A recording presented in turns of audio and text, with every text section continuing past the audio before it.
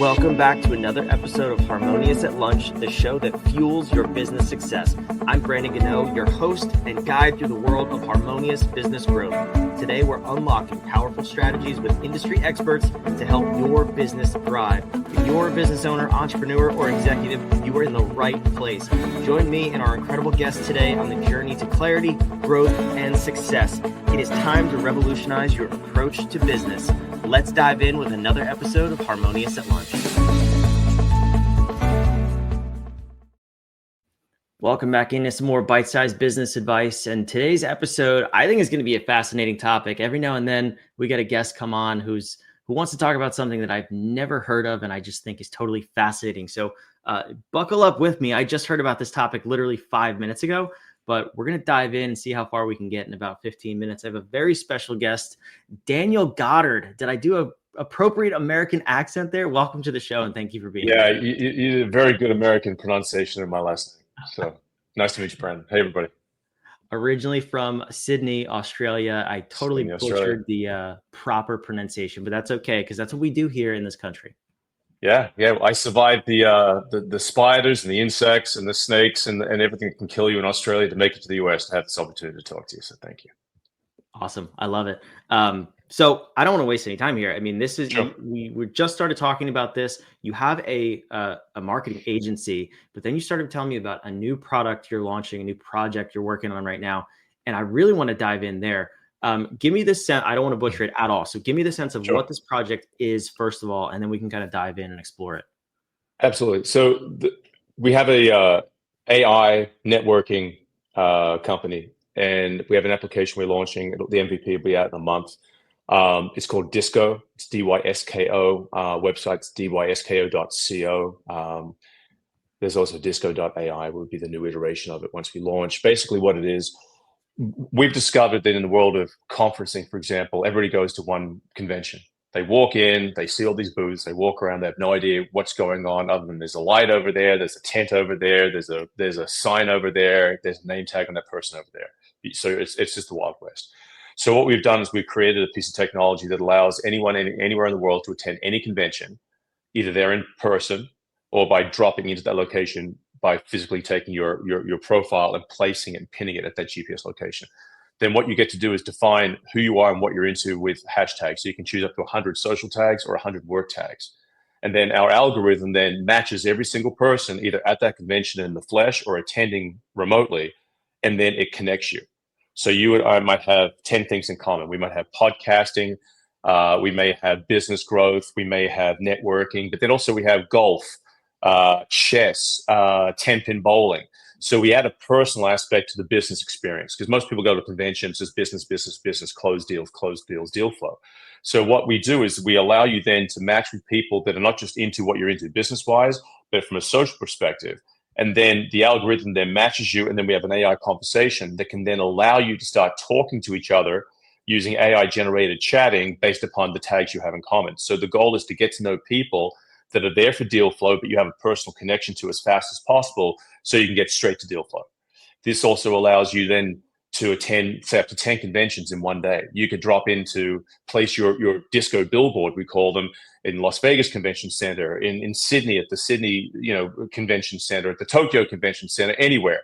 But you could be on vacation with your family or with your friends out doing something. You could be at Coachella.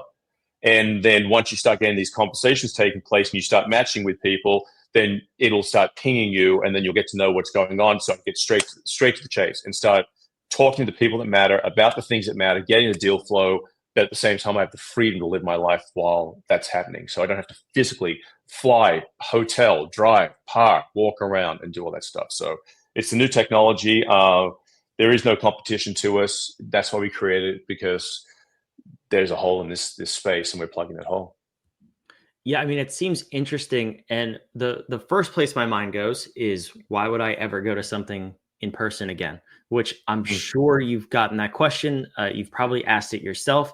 I'm thinking also from the exhibitor perspective, if nobody's coming, why am I here too? So how does this work? Like, are we migrating to the metaverse, so to speak? That's an exceptionally good question. Great question. See, what it allows us in one of our business goals over in time as it'll pass along. Let's say, for example, right now you've got to go to a convention in Las Vegas. You got to pay X amount of $1,000 for the booth. Okay. You got to fly your team there. You got to set it all up. 25, 30, 40,000, $50,000 later, you hope you've done some business, hope you get some connections, hope you get some sales. What we let you do, for example, let's say it's a climbing convention. We let you say, you can host your own convention at the top of Mount Everest. What does that mean? Well, with Disco, you can say, I want to have a convention at Mount Everest. So you will enter Mount Everest, you'll place your Disco billboard on Mount Everest, GPS wise, okay? And then you promote the climbing convention. It could be like, Brandon's, Boulder Beasts. That's what your climbing club's called, right? Next thing you know is that you send out through your social media, your advertising, whatever, come to Brandon's Boulder Beast climbing convention, Mount Everest. We're on Disco. So everyone then would basically enter Mount Everest, go physically, GPS-wise on the app to Mount Everest, and you'll see everyone who's there, everything you have in common, whether you're there remotely, whichever it will be, or you're climbing Mount Everest and you decide to get to the top and you have some cell service, you can attend in person. So it literally allows you to take away the need to create any convention space in the real physical world anymore. Everything can move to metaverse. Because at the end of the day, all you want is deal flow. All you want is the ability to make those work connections and those social connections that enhance those work connections. So why be there in person? Why spend the money? Why spend the time? And we have companies that say, well, you're sustainable, aren't you? And we say, yeah, like you'll reduce your carbon footprint by X. So therefore you get tax credits, you get this, you get that, because you're making a conscientious effort to reduce your carbon footprint. So there's multiple aspects that enhance the benefits of Disco from a sustainability point of view, and also just cutting straight to the purpose of why you go to any convention in the first place, which is create deal flow. So yes, the answer is in very short. Ultimately, you won't need to go anywhere in person. Yeah, I mean, again, the story. Yeah, it's like, yeah, it's fascinating. So I know you talked about this being a networking solution, so to speak. It seems a lot bigger than that. I'm curious to go back to the beginning though. Like, what was the origin of this idea? What was it? Were you frustrated with going to conferences or not being able to attend? Was it the small talk you just couldn't stand anymore? What was it? It's a great question. I began my career as an actor. I did over 1,000 episodes of soap opera on a show called Young and the Restless, and I've gone to hundreds of personal appearances around the world, but predominantly in the US. I've been to nearly every state. I've been to convention centers where they're hosted.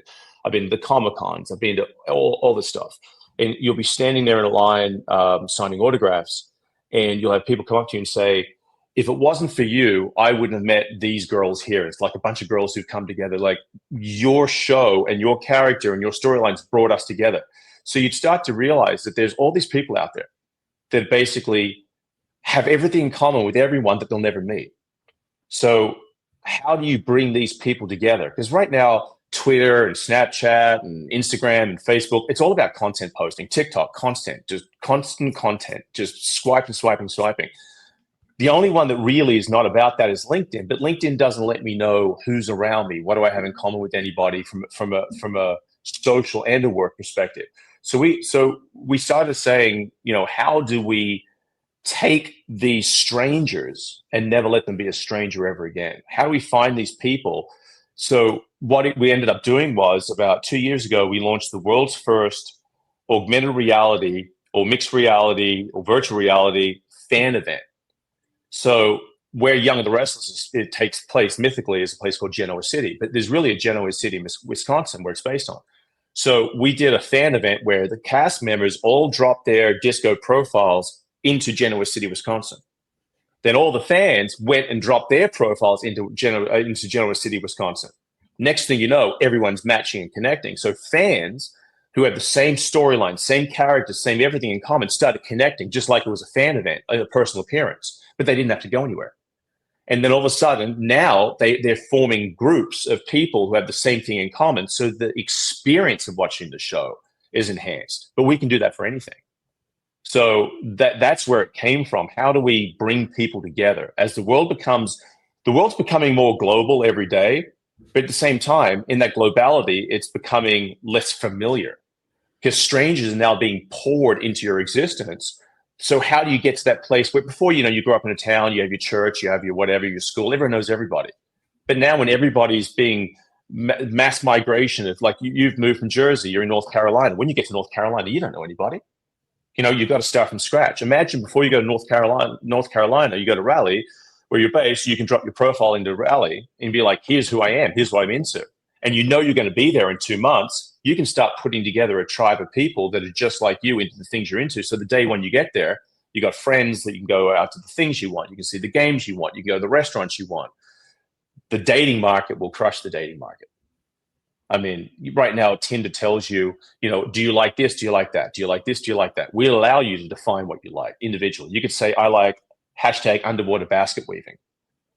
And then all of a sudden you find someone just like you, and it takes away that need to be able to meet someone, then the fear of talking. Because in the AI conversation, then we'll talk about between itself, the things you're into, and then you feel safe and comfortable. Next thing you know, you can FaceTime them. You can go back to old technology or call them or whatever. So that's where it came from, and that's where we see taking this in the future. Old technology of FaceTime. I like that. Yeah, right. Yeah. While you were talking, though, it kind of dawned on me, and I had this thought yesterday. I was sitting in church actually, and it's funny you mentioned that. And our friends were sitting a couple rows in front of us, and I had this thought. They've been there for the 2 years that we've been coming. But we only just met them a couple of weeks ago. And I was literally blind to the fact that they are there. And then I started looking around at all the other people. I'm like, I see these people. I physically see them. But I don't know them. Know none of them. And I don't even know where to begin. I mean, prior to this, it was just Facebook groups. You join the Facebook group for your church. And then you'd chat to people in the Facebook group. And then when you go to church, be like, oh, that's so-and-so. I talked to them the other day. You'd walk up, hi, how you doing? That's all you have right now to do that. But so disco would allow you to sit in the church while you're physically sitting in the church. You would know anyone who's on disco, they're around you. You'd start matching. You'd be like, oh my gosh, in this church, I physically have, say, 20 people that I have 5 things in common with, 8 things in common with, whatever it is. And then after church, it's straight away just meeting them face to face, and you already know what it is. So that's the goal. How do we bring people together faster and more effectively? How do we streamline the way that strangers can meet and find commonality? Yeah, but I don't even think, like you mentioned Facebook groups. People don't do that. They don't message people out of the blue. It's like you have to have something first, which your product clearly solves and does a very good job at it. I think this is what maybe Facebook was designed to do, like originally, was connect people in a maybe quicker manner. But they've got, as you mentioned, and all social platforms they've gotten so far away from that.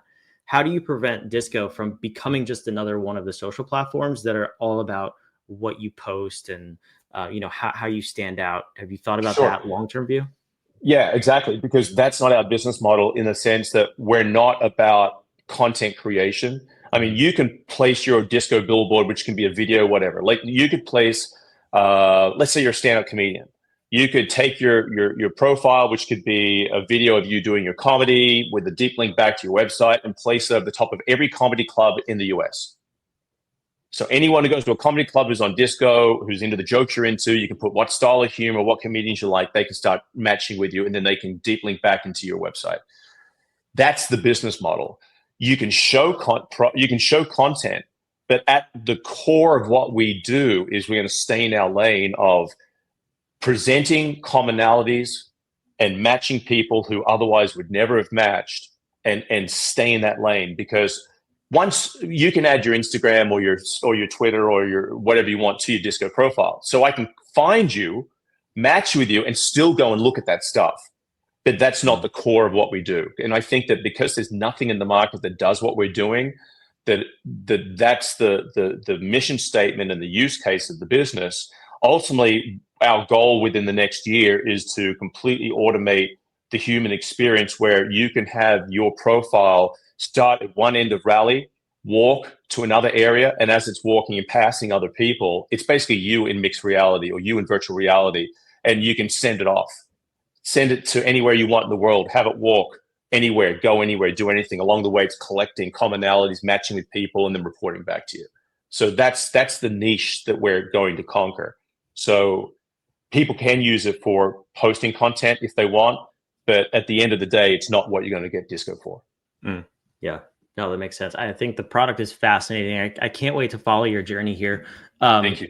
How the last maybe lighthearted, but also potentially quite serious question: how do you prevent all of us from becoming 800 pounds and never leaving the chair in our living room? Because it sounds like we may not have to anymore. Yeah, look, I think that technology, from our perspective, is to make the human experience better. Mm-hmm. And ultimately, if it's about building relationships that matter and connections that will matter, I think you have to say, if you're going to be 800 pounds and never leave the house, you never would have left the house, and you'd be 800 pounds anyway. I support. If you're using it for a tool to go to a convention or to go to, like, you're going to go to university for the very first time. You're from a small town. You're going to go to, say, Southern University down Louisiana, and you're afraid because you don't know anybody. You don't know. You're going to turn up on your first day and say, "What do I do now? Who do I meet?" Our goal is to connect these kids and fix this issue of social anxiety disorder, which 35% of all college kids suffer from. Whether you're in middle school, high school, or college, there's a generation that is very, very, they're struggling. They're struggling with meeting other people like them. So the goal is just give them the tool that's going to allow them to say, I'm going to place my disco billboard at the school. Other kids will place theirs there as well. Meet, match, connect, have conversations, meet you in person. So I suppose the only other flip side I could argue would support that would be when you meet them face to face, you don't want to be 800 pounds because they're going to be people that matter. Exactly. Your profile picture is you nice and fit, and then surprise. Right. Yeah. Surprise. So yeah, you can't hide behind, ultimately you can't really hide behind, look, you could use it to meet people but never meet them in person. That's fine. But the goal ultimately is to meet people, to have human connection. We're trying to bring the human connection or the humanity back into technology because everything else is stripping it away from it. Sitting on TikTok, dopamine scrolling, Instagram, dopamine scrolling, burning at your dopamine, burning it out and sitting there depressed. Okay, what do I do now? I'm going to eat. Next thing you know, you're 800 pounds. Yeah. So. Yeah. No, I love it. I think it solves the one thing that all other social platforms are getting away from, which is the human connection. And it does it in such a unique way. So I love it. I can't wait to see it. As of the day that this goes live, you have at least an MVP available. Who should go check it out, and where is the best place for people to go check out Disco? Absolutely. It'll be available in the Play Store and the App Store. The app is for anyone who wants to meet people anywhere in the world who are into the same things you're into and be able to streamline the way you meet, connect, and integrate your personal experience into theirs. Like you could be sitting right now, for example, and say, I wonder if there's someone else in the world like me, because we have a global world search as well, where you can enter all the tags you're into, press the global world search. You might find someone in Helsinki, Finland. You might find someone in Tokyo. You might find someone in Africa, and you'll be like, I never would have met this person. I never, ever would have met this person. And oh my God, we have so much in common. I want to be able to talk to someone like this. I want to experience life with someone like this that you may never meet face to face, but they understand you because the things you have in common, the experiences you have behind you, and the dreams and ambitions you have of where you want to go are just completely on the same trajectory. So yeah, App Store, Play Store, or once again, the website will be disco.ai. And we look forward to, we're looking at probably a MVP launch in around mid-March. Awesome. We'll make sure this airs after that has already happened. So wonderful. Just go there. Go find all those places. Wherever you're watching or listening, it's down below in the show notes. Daniel, I can't thank you enough for being here. Brandon, it's been a pleasure. Thank you, everyone. Take care. I wish you the best. God bless. Take care, mate. Thank you. We'll see you on tomorrow's episode of Harmonious at Lunch. Thanks for being here. Thanks for listening to another episode of the Harmonious at Lunch podcast. Make sure you subscribe on whatever platform you're on, and we want to invite you to join us in the Small Business Success Facebook group, our private group where guests and listeners come together to grow your business. We want impact-driven entrepreneurs who are ready to go to the next level in this group so we can all share ideas, collaborate, and grow our businesses together. Go to whatif.com/group, and we want to invite you to join today. See you on the next episode of Harmonious at Lunch.